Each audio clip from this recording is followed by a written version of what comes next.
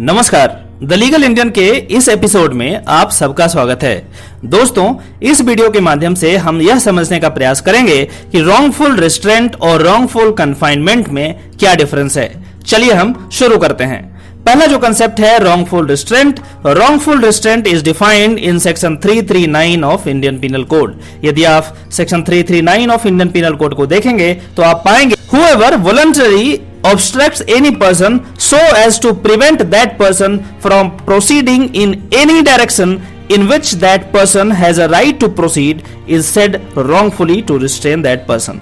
मैं आपको बहुत ही सरल भाषा में समझाऊं तो इसमें कह रहा है, यदि कोई व्यक्ति जानबूझ करके किसी भी पर्सन को रोकता है, कैसे रोकता है? so as to prevent that person from proceeding in any direction। मान के चलो कि ए एक बंदा है, किसी पार्टिकुलर डायरेक्शन में जा रहा है, ठीक है, सड़क पे जा रहा है या कोई ऐसे प्रॉपर्टी पे जा रहा है जो ए का प्रॉपर्टी है और उसी रास्ते से वो जा रहा है, और कोई बी बंदा आता है और ए को रोक देता है, भाई साहब रुको, आपको इधर से जाने नहीं देंगे।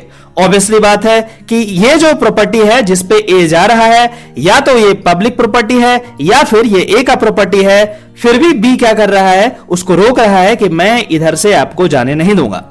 तो इसमें बिल्कुल क्लियर बात है। इसमें कहा गया है in which that person has a right to proceed. उस पर्सन का राइट है, ए का राइट है उधर से जाने का, लेकिन फिर भी क्या कर रहा है? बी उसको रोक दे रहा है कि मैं आपको इस डायरेक्शन में जाने नहीं दूंगा।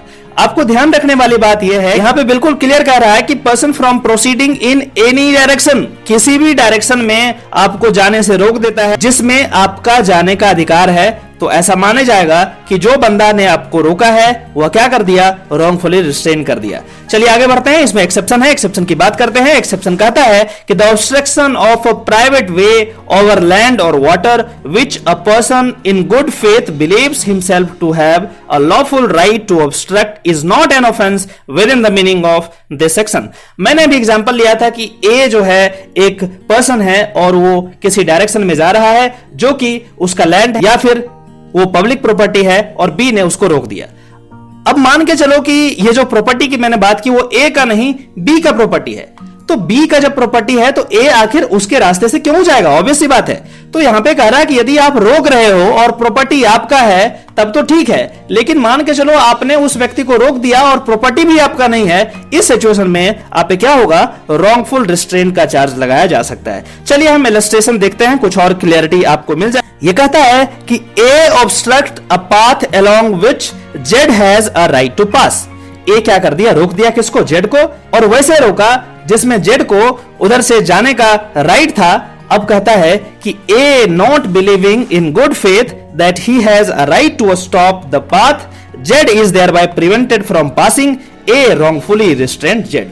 तो ए क्या कर दिया? रोक दिया था जेड को, और ऑब्वियसली जेड का ही रास्ता था, जेड का ही प्रॉपर्टी था, फिर भी ए ने रोक दिया। तो ऐसा माना जाएगा कि ए जो है वो ऑब्स्ट्रक्ट किया और रॉन्गफुल रिस्ट्रेंट का चार्ज उस पर लगाया जा सकता है। आशा करते हैं कि आप एग्जाम्पल को समझ पा रहे होंगे। चलिए अब हम पनिशमेंट की बात करते हैं। ये जो पनिशमेंट है वो सेक्शन 341 ऑफ आईपीसी में दिया गया है, और इसके लिए यदि आप रॉन्गफुल रिस्ट्रेंट किसी को करते हैं, इसके लिए आपको सिंपल इंप्रिजनमेंट में एक्सटेंड टू 1 मंथ, 1 मंथ की सजा हो सकती है, और विद फाइन विच में एक्सटेंड टू 500 रुपीज, 500 रुपीज हो सकता है। कॉग्निजेबल ऑफेंस है, बेलेबल ऑफेंस है, और compoundable by the person restrained. जिस पर्सन को आपने रोका है उससे समझौता कर सकते हैं बाद में यदि केस वो फाइल करते हैं तो। चलिए दूसरा जो कंसेप्ट है वो है हमारा रॉन्गफुल कन्फाइनमेंट, और ये कैसे डिफरेंट है रॉन्गफुल रिस्ट्रेंट से, इसको समझने का प्रयास करेंगे। चलिए देखते हैं सेक्शन 340 ऑफ आईपीसी। ये कहता है कि whoever wrongfully restrained any person in such a manner as to prevent that person proceeding beyond certain circumscribing limit is said wrongfully to confine that person। यहां पे देखिए एनी डायरेक्शन की बात नहीं की। यदि आप रॉन्गफुल रिस्ट्रेंट को देखेंगे वहां पे एनी डायरेक्शन की बात की गई थी, जबकि रॉन्गफुल कन्फाइनमेंट में क्या कर दिया? एक सर्कमस्क्राइबिंग लिमिट की बात करता है। मतलब हो सकता है कि एक घर में बंद कर दिया उसको, एक रूम में बंद कर दिया, एक हॉल में बंद कर दिया, कुछ इस तरीके का केस। चलिए हम कुछ इलस्ट्रेशन देखते हैं। पहला इलस्ट्रेशन है A causes Z to go within a walled space and locks Z in, A is thus prevented from proceeding in any direction beyond the circumscribing limit of wall, A wrongfully confines Z। अब यहां पे आप देख रहे हैं कि यहां पे क्या कर रहा है कि रूम के अंदर बंद कर दे रहा है और ताला लगा दे रहा है, लॉक कर दे रहा है। इस सिचुएशन में वो किसी भी डायरेक्शन में नहीं जा सकता, जबकि रॉन्गफुल रिस्ट्रेंट में किसी एक पार्टिकुलर डायरेक्शन में रोका था, बाकी और दूसरा डायरेक्शन जो है वो ओपन था, वो दूसरे डायरेक्शन से जा सकता था। लेकिन रॉन्गफुल कन्फाइनमेंट में क्या कर दिया, आप एक्चुअली कन्फाइन कर दिए उस व्यक्ति को, आप रोक दिए, उसको बंद कर दिए ताकि वो वहां से बाहर नहीं जाए। ऑब्वियस सी बात है,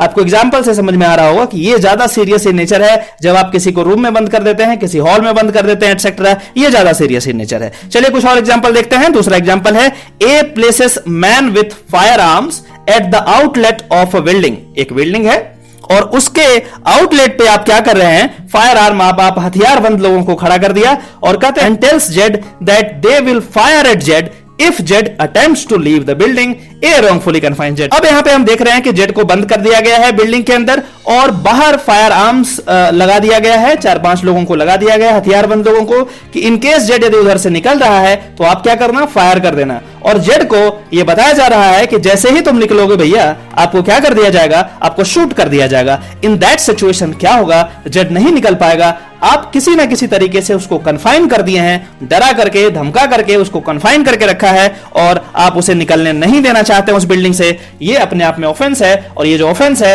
ये क्या है, रॉन्गफुल कन्फाइनमेंट का। आशा करते हैं कि आप डिफरेंसेस को समझ पा रहे होंगे।